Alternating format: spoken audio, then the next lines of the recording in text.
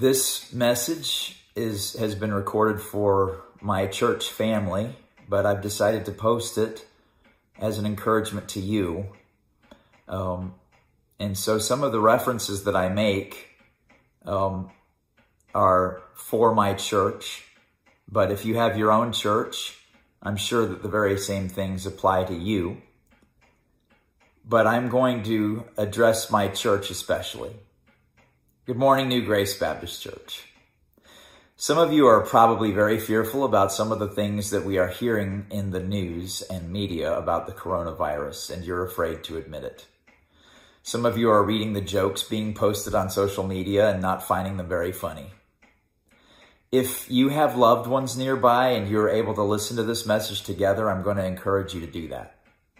This message is for young and old alike who are afraid. So come together and comfort one another with these words. I know, I'm supposed to trust the Lord. Well, that's a lot easier said than done. When we see the numbers of people who have died, and having heard that there might be a couple of cases in our hometown, it's getting closer. You can almost feel it. Our children are scared. One of mine has allergies and got a small fever yesterday and fearfully cried out, "Do you think it's the coronavirus?" There's others who are making brave quotes on Facebook and making jokes about it and brushing it off when really all of us have those questions. If you wonder if there's people who are afraid of the coronavirus other than you, go and check out the toilet paper aisle. People just go crazy at things like this, and you're not alone. But first of all, I want to encourage you this morning with a couple of verses. Nahum 1:3. Listen to this.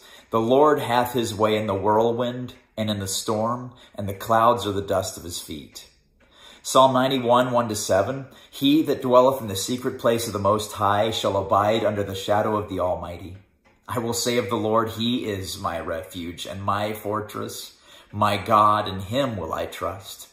Surely he shall deliver thee from the snare of the fowler and from the noisome pestilence. He shall cover thee with his feathers, and under his wings shalt thou trust. His truth shall be thy shield and buckler. Thou shalt not be afraid for the terror by night, nor for the arrow that flieth by day, nor for the pestilence that walketh in darkness, nor for the destruction that wasteth at noonday. 1,000 shall fall at thy side, and 10,000 at thy right hand, but it shall not come nigh thee. Remember also that God spoke to Job out of the whirlwind, and that Moses drew near unto the thick darkness where God was. And then I want to tell you that you have a pastor who is praying for all of you to remain healthy and safe during these times. Am I personally afraid of this virus? I have to be honest with you. I'm not afraid at all. Maybe it's because I don't get sick very often, but when it comes to God's protection against pestilence, I guess you could say my life has always been pretty boring. But another reason I'm not really afraid is because I have learned a long time ago not to worry about things that are out of my control. Corrie ten Boom, who was imprisoned in a Nazi concentration camp during World War II and a born-again Christian, once said, "Worry doesn't empty tomorrow of its sorrows. It empties today of its strength." It's been said, and this may be why I never see anything out of the ordinary in my own life, that 90% of the things we worry about never happen, and the other 10% is outside of our control. Also consider that it takes the same amount of energy to worry as it does to pray. Which one do you think is most profitable? Then I say we should do that. I honestly am convinced that for the most part, New Grace Baptist Church is unafraid. I think that because of your faithfulness to the Lord and in attending church and hearing the blessed preaching of God's word, I am convinced that while others cower in fear of this virus, and the people of New Grace Baptist Church stand confident in a God who loves them and will deliver them from this pestilence. With that being said, I want to encourage you with one final thought. When all of this began in China, I was praying for Cannon Bloom, one of our missionaries that we support, And I messaged him and told him that God had spoken strongly to me about John 11:4. This sickness is not unto death, but for the glory of God. Remember that most of the bad news that you're hearing are from people who walk on in darkness, bound in affliction and iron, entirely unaware of the God you are fully aware of.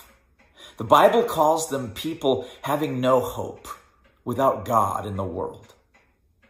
Beloved, they have a powerful voice to frighten the masses, but there is a God who loves you and whose voice is so much more magnificent than all the media combined, if you will let him. Of all the negative words being spoken, the world is looking for good news, especially right now. Remember that we are all going to die one day anyway.